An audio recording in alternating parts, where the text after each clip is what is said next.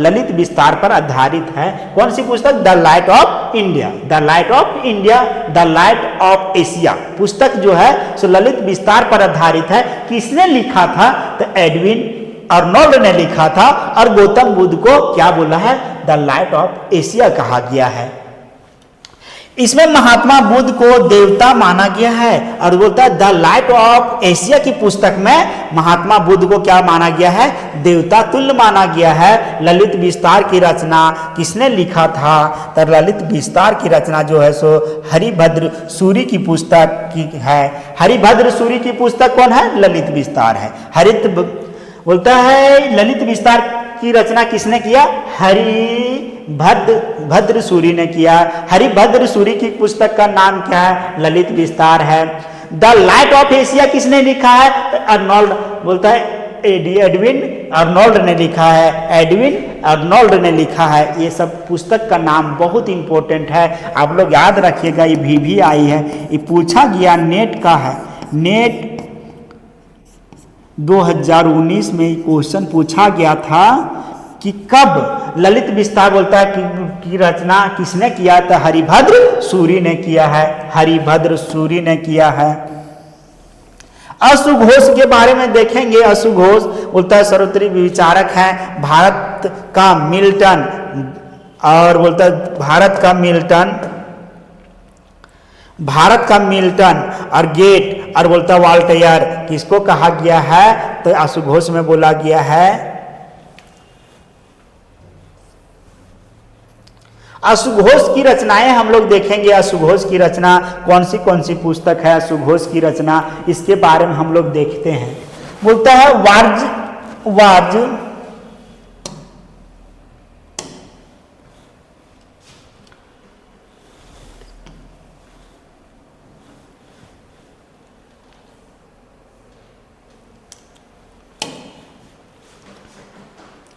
अब देखेंगे कि अशुघोष की रचना कौन सी है? तो वर्ज सूची जो जाति प्रथा का की आलोचना किया गया है। किसमें? जाति प्रथा का आलोचना किस पुस्तक में किया गया है? तो वर्ज सूची में किया गया। किसमें? वर्ज सूची में किया गया है। वर्ज सूची में जो जाति प्रथा की आलोचना की गई है उसमें हम लोग देखते हैं, बोलता है बोध चरित्र बुद्ध के बोलता है जीवन सरल वर्णन किसमें किया गया? बुद्ध चरित्र में किया गया है। अशुघोष की कृति का स्तंभ है। महाकाव्य में 28 सर्ग हैं और बोलता है महाकाव्य में कितने सर्ग? 28 सर्ग हैं। इसका वर्णन कहाँ? बोध चरित्र में मिलता है और ये अशुघोष की रचना है। बोध चरित्र किसने लिखा? अशुघोष ने। सुंदरानंद किसकी पुस्तक है? अशुघोष की पुस्तक है। सुंदरानंद बोध चरित्र वर्ज सूची किसकी पुस्तक है? तो अशुघोष की पुस्तक है। और ये बोलता है किसका? तो जाति प्रथा की आलोचना किस पुस्तक में किया गया है? वर्ज सूची में किया गया है। बौद्ध धर्म के बोलता है जीवन सरल वर्णन किया गया है किस पुस्तक में? और 28 सर्ग का बोलता है वर्णन किस पुस्तक में मिलता है? तो बोध चरित्र में मिलता है। उसके बाद हम लोग देखते हैं कि सुंदरानंद में बोलते हैं बौद्ध के सौतेले भाई नंद। बुद्ध का सौतेला भाई कौन था? नंद। इसकी पत्नी बोलता है सुंदरी का वर्णन इस महाकाव्य में 18 सर्ग में है। अब क्या बोलता है? सुंदरानंद में बताया गया कि बौद्ध का एक सौतेला भाई था नंद, उसकी पत्नी सुंदरी का वर्णन किस पुस्तक में है? तो सुंदरानंद पुस्तक में। और इसमें 18 सर्ग के बारे में बताया गया है। कितने सर्ग? तो 18 सर्ग के बारे में बताया गया है। आप लोग समझ रहे होंगे सारे पुस्तक का नाम है। ये सारे पुस्तक आपका जेट और नेट में पूछे जाएंगे, ऑनलाइनर क्वेश्चन रहेंगे। यहाँ से आप लोग द पाणिनि आईएएस एकेडमी से जुड़िए और अच्छे से फायदा उठाइए। मटेरियल बहुत अच्छे से दिया जाएगा, कंटेंट आप लोग को बहुत बेहतर मिलेगा। आप लोग द पाणिनि आईएएस एकेडमी के ऑनलाइन प्लेटफॉर्म से जुड़िए। सारीपुत्र प्रकरण बोलता है यह एक नाटक है। सारीपुत्र प्रकरण जो है सो यह एक नाटक है जिसमें बोलता है नालंदा में बोलता है जन्मे बोध के बोलता है शिष्य सारीपुत्र के बोलता है बौद्ध धर्म ग्रहण करने का वर्णन है। इसके बोलता है 9 अंक हैं और इसके कितने अंक हैं? 9 अंक दिए गए हैं। अब देखेंगे स्मृति। स्मृति में हम लोग देख चुके हैं, लेकिन जो चीजें हैं यहाँ पर हम लोग उसका वर्णन करते हैं। देखिए स्मृति में मनु स्मृति के बारे में हम लोग जान चुके हैं, मनु स्मृति के बारे में जान चुके हैं, याज्ञवल्क स्मृति के बारे में भी जान चुके हैं। मनु स्मृति जो है जो किस काल का था? शुंग काल का था, कल पढ़ा चुके हैं। और याज्ञवल्क स्मृति किस काल का है? मरुत्तर काल का है। किस काल का? मरुत्तर काल का है। फिर नारद स्मृति देखे, पराशर स्मृति, बृहस्पति स्मृति, कात्यायन स्मृति, ये सारे जो है नारद स्मृति, पराशर स्मृति, बृहस्पति स्मृति और कात्यायन स्मृति, ये सारे जो स्मृतियां हैं ये किस काल की है? तब गुप्त काल की है। नारद स्मृति, पराशर स्मृति, बृहस्पति स्मृति और कात्यायन स्मृति किस काल का है? तब गुप्त काल का है। देवल स्मृति पूर्व मध्य काल का है। देवल स्मृति किस काल का? पूर्व मध्य काल का है। देवल स्मृति किस काल की है? पूर्व मध्य काल का है। तब बोल क्वेश्चन यहां से पूछेगा आपसे कि क्या मनु स्मृति, इसमें से गुप्त काल का कौन सा स्मृति ग्रंथ नहीं है? तब वो पहला ऑप्शन दे देगा मनु स्मृति।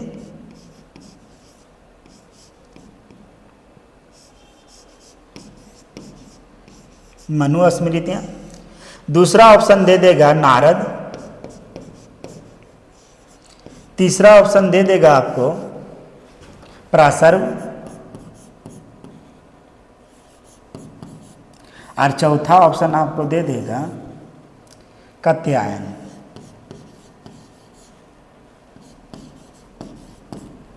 तो इसमें से क्या ऑप्शन होगा? इसमें से बोलेगा कि गुप्त काल का कौन सा स्मृति ग्रंथ इसमें नहीं है? तो मनु स्मृति किस काल की है? शुंग काल का है, गुप्त काल का नहीं है। तो इस प्रकार से यहाँ क्वेश्चन आपका पूछा जाएगा।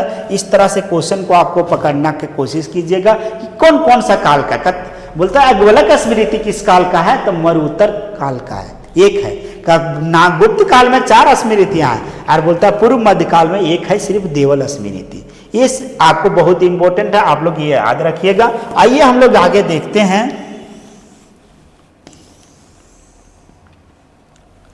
बुद्ध ने बोलता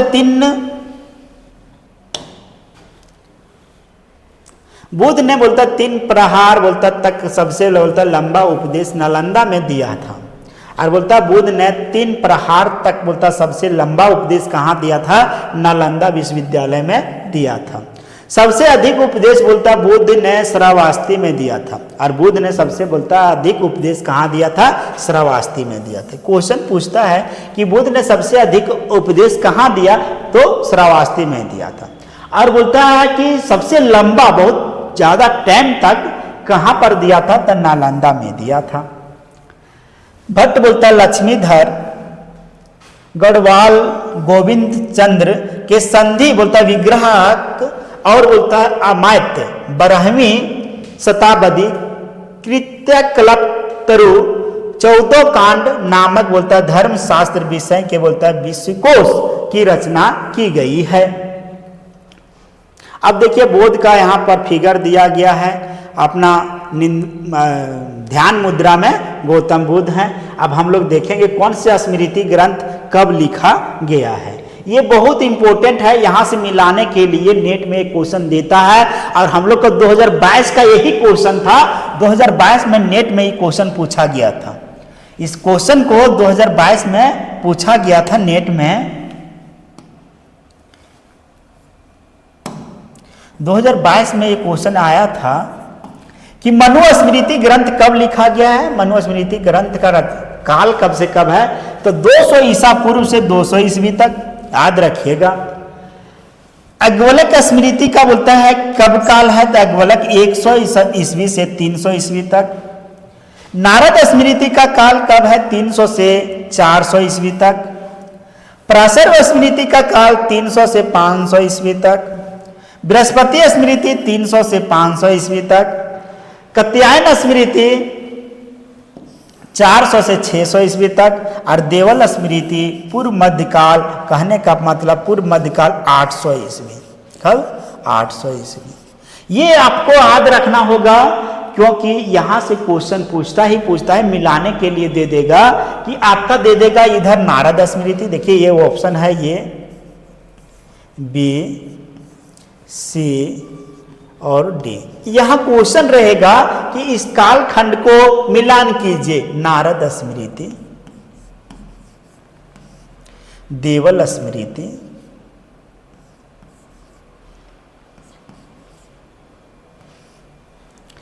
प्रासर्व स्मृति,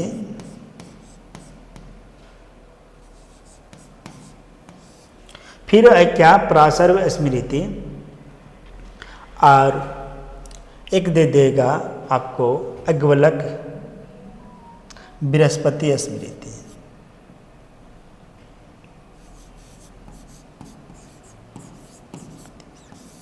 अब बोलेगा इसमें से मिलान कीजिए। आप लोग को क्या बोल देगा कि मिलान कीजिए, तो कहाँ कहाँ चल जाएगा। नारद स्मृति का शासन काल कब से कब है, 300 से 400 ईस्वी, इसे मिलाइएगा। फिर देवल स्मृति का रचना काल कब है, तो देवल स्मृति। उसके बाद में हम लोग का प्रासर्व स्मृति कहाँ से कब काल चला जाएगा, तो प्रासर्व स्मृति का 300 से 500। अब बृहस्पति स्मृति 300 से 500। तो इस तरह से यहाँ पर क्या होता है कि मिलाने के लिए पूछ देता है। तो आप लोग को इस प्रकार से क्वेश्चन आएंगे यहाँ से।